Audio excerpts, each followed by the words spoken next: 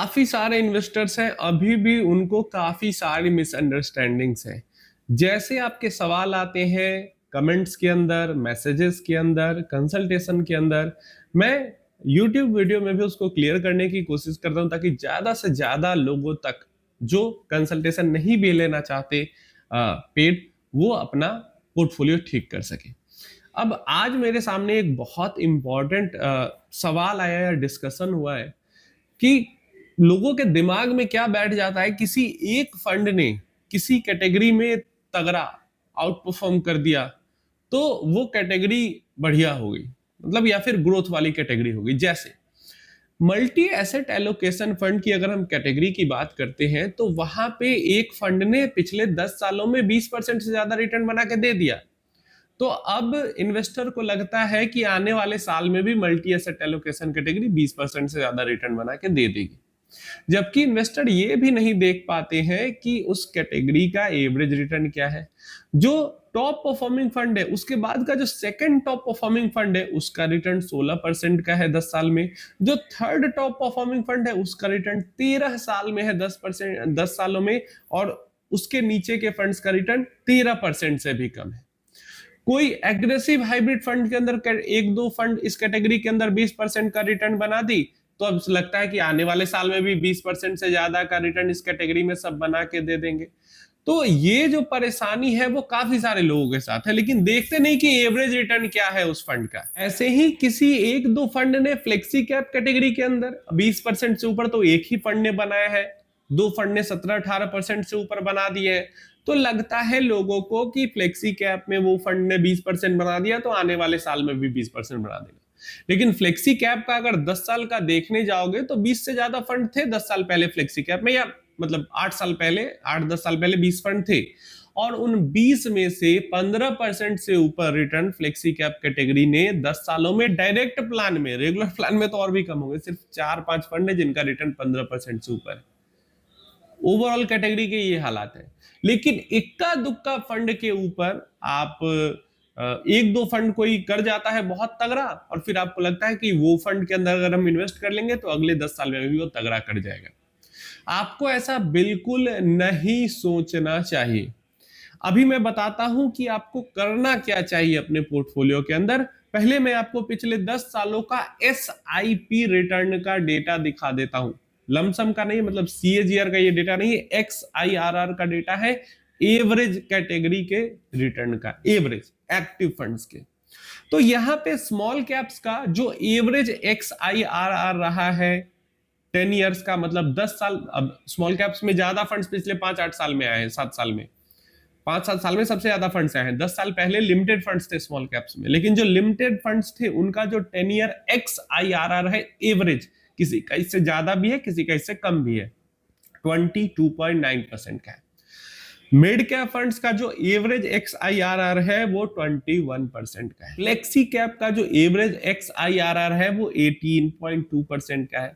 Multi cap का जो average XIRR है वो 17.8% का है। लार्ज एंड मिड कैप का जो एवरेज XIRR है वो 17.7% का है। फोकस्ड का 17% और लार्ज कैप का 14%। डेफिनेटली CAGR के मुकाबले में अगर आप XIRR रिटर्न देखोगे जो कि एक्चुअल रिटर्न होता है तो वो थोड़ा सा बढ़ा हुआ आपको दिखता है लंबे समय में आपके इन्वेस्टमेंट पे। सिंपल सा रीजन होता है कि जो वॉलेटिलिटी होती है उसका फायदा मिल जाता है। तो पहले एक चीज मैं यहाँ पे आपको समझा देता हूं। मैं जो कहता हूं ना 10 तरीके के फंड ऐड करने की जरूरत नहीं है। आप फ्लेक्सी कैप का एवरेज XIRR देखो, मल्टी कैप का देखो, लार्ज एंड मिड कैप का देखो, फोकस्ड का देखो, ऑलमोस्ट सबका एवरेज जो XIRR है वो ऑलमोस्ट सेम आ रहा है।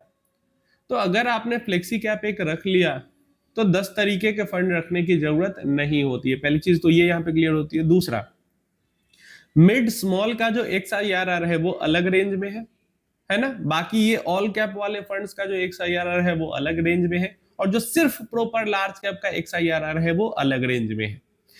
14% लार्ज कैप, उससे 4% ज्यादा ऑल कैप वाला, उससे 4% ज्यादा मिड स्मॉल वाला। तो ये जो डिफरेंस है, इसी डिफरेंस की मैं बात करता हूं, और आपको भी इसी डिफरेंस पे बेस्ड अपना पोर्टफोलियो बनाना चाहिए, ना कि किसी एक फंड के रिटर्न पे बेस्ड अपना पोर्टफोलियो बनाना चाहिए। ये हुआ असल में कैटेगरी एवरेज XIRR, और आपकी जो एक्सपेक्टेशन है वो इससे भी आप 4-5% कम ही रखो।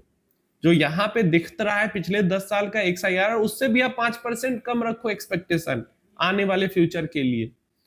समझ में आ रहा है? तो अगर आपको ग्रोथ चाहिए तो आपको स्मॉल मिड में घुसना होगा, क्योंकि यहाँ पे कैटेगरी एवरेज मतलब आंख मूंद के 3-4 में करेंगे तो उसमें से 50% से ज्यादा अच्छा ग्रोथ दे देंगे। फ्लेक्सी कैप पे कैटेगरी एवरेज कम है और प्रॉपर लार्ज कैप है, वहां पे तो कैटेगरी एवरेज बिल्कुल कम है। तो कैटेगरी एवरेज परफॉर्मेंस को आपको बेंचमार्क बनाना चाहिए और उससे भी 4% नीचे का आपको एक्सपेक्टेशन रखना चाहिए। जैसे फ्लेक्सी कैप और मल्टी, ये ऑल कैप वाले जो फंड्स है वहां पे आप एक्सपेक्टेशन रखो 13% का, जो मिड स्मॉल है वहां पे 15% का एक्सपेक्टेशन रखो, जो लार्ज कैप वहां पे 11-12% का एक्सपेक्टेशन रखो, अगर आप प्रॉपर लार्ज कैप में जा रहे हो। बहुत लोग ना, मतलब बहुत लोगों के पोर्टफोलियो में देख रहा हूँ निफ्टी 50 इंडेक्स फंड लेके बैठे हुए हैं। आने वाले 10-15 सालों में 11% से ज्यादा रिटर्न नहीं बनने वाला उन लोगों का, गारंटी मैं नहीं कर रहा हूं, लेकिन ये जो एक्सपेक्टेशन है आगे का, जो उम्मीद है उसकी बात मैं कर रहा हूं। इसलिए अगर आप ग्रोथ चाहते हो पोर्टफोलियो में तो आपको घुसना पड़ेगा लड़ाई के मैदान में। आप बाहर बाहर घूम के ये नहीं सोच सकते कि आपको बहुत तगड़ी ग्रोथ मिल जाएगी। अगर किसी को बाहर बाहर घूम के ग्रोथ मिल गया है बहुत तगड़ा, तो 100 में से 2-4 इन्वेस्टर को मिल गया है, लकी रहे। वैसे ही लकी जैसे कोई बॉटम प्रिडिक्ट कर लेता है मार्केट क्रैश का, 100 में से 1-2 लोग प्रिडिक्ट कर लेते हैं तो वो लकी है ना। 100 में से जो 1-2 लोग जो काम कर पाए वो तो लकी ही है। 100 में से जो 90 लोग काम कर पाए वो करने का आपका चांस ज्यादा है ना कि 100 में से 1-2 लोग जो कर पा रहे हैं। तो अगर 100 में से 90 लोगों को ग्रोथ चाहिए तो उनको ग्रोथ एसेट में इन्वेस्ट करना होगा, ग्रोथ वाले म्यूचुअल फंड के अंदर इन्वेस्ट करना होगा। तो बिल्कुल भी अगर आपके दिमाग में भी ये बैठा हुआ है कि क्वांट के मल्टी एसेट ने 20% का रिटर्न दे दिया, आगे मैं उसी में इन्वेस्ट करके 20% निकाल लूंगा यहां से आगे भी 10-15 सालों में। फ्लेक्सी कैप में पराग पारीख ने या एचडीएफसी ने या क्वांट ने दे दिया 18-20%, तो उन्हीं में इन्वेस्ट करके मैं आगे 18-20% निकाल लूंगा, है ना।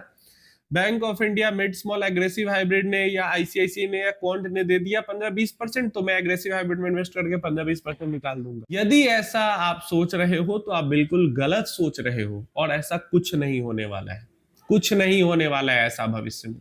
आपको अपने गोल्स के अकॉर्डिंग, आपका जो टाइम पीरियड है, आपका जो वॉलिटिलिटी झेलने का रिस्क एपेटाइट है, आपका जो क्षमता है ना, जितने साल आप होल्ड कर सकते हो, उसके अकॉर्डिंग आप सेलेक्ट करोगे और उसी के अकॉर्डिंग आपको ग्रोथ मिलेगा। अगर आप बिना सोचे समझे इधर उधर इन्वेस्ट कर रहे हो तो आपको ग्रोथ भी नहीं मिलेगा। हो सकता है, अब कई सारे लोगों को मैं देखता हूं निफ्टी 50 इंडेक्स फंड नहीं बनेगा return, Nifty next 50 index fund, जितनी वॉलेटिलिटी आप झेलते हो निफ्टी नेक्स्ट 50 इंडेक्स फंड के अंदर में, उसके अगेंस्ट में आपको कुछ रिवॉर्ड नहीं मिलता है, क्योंकि ऑलमोस्ट आप स्मॉल कैप जैसी ही वॉलेटिलिटी झेल रहे हो वहां पे, लेकिन आपको रिटर्न मिल रहा है स्मॉल कैप जैसा नहीं मिल रहा है। तो यही चीज होती है, यही चीजें, और ये चीजें एक्सपीरियंस के साथ आती है। ये चीजें इन्वेस्ट कर कर के सीखना पड़ता है, पढ़ के सीखने से ज्यादा। डेटा डेली रिसर्च करना पड़ता है, समझना पड़ता है। डेली आप 10, 20, 50 आर्टिकल पढ़ेंगे, एक आर्टिकल बायस्ड हो सकता है, एक आर्टिकल अच्छे की तरफ बायसनेस रख सकता है, दूसरा आर्टिकल बुरे की तरफ बायसनेस रख सकता है। आप 10, 20, 50 आर्टिकल पढ़ोगे तो फिर आपका एक अलग राय बनेगा उसके ऊपर। तो इसी के लिए तो मैं कहता हूं ना, अगर आप कर सकते हो खुद से आप कीजिए, डेफिनेटली कीजिए, इन्वेस्ट कीजिए और समझ के कीजिए। नहीं कर सकते हो आप व्हाट्सएप पे कांटेक्ट कीजिए और अपना पोर्टफोलियो ठीक कीजिए, ताकि जो 2-4% का, यहाँ पे 4% का गैप आपको एवरेज रिटर्न में दिख रहा है ना, आप 10 साल का एसआईपी सिर्फ 10,000 रुपए पे ही कैलकुलेट कर लो 4% के डिफरेंस के साथ। 20 साल का करो, 30 साल का करो, अगर 25-30 साल का गोल है या 20 साल का भी गोल है तो करोड़ में अंतर आ जाएगा 4% में, अगर एसआईपी आप ज्यादा कर रहे हो तो। उम्मीद है इंफॉर्मेशन हेल्पफुल होगी। कोई क्वेश्चन क्वेरी है नीचे कमेंट बॉक्स में पूछ लेना। लाइक कर देना वीडियो को, हाइप कर देना वीडियो को। अभी तक सब्सक्राइब नहीं किया है चैनल को, सब्सक्राइब जरूर से कर दो। इच्छा है तो, नहीं करोगे कोई दिक्कत नहीं है, लेकिन लाइक हाइप जरूर कर देना।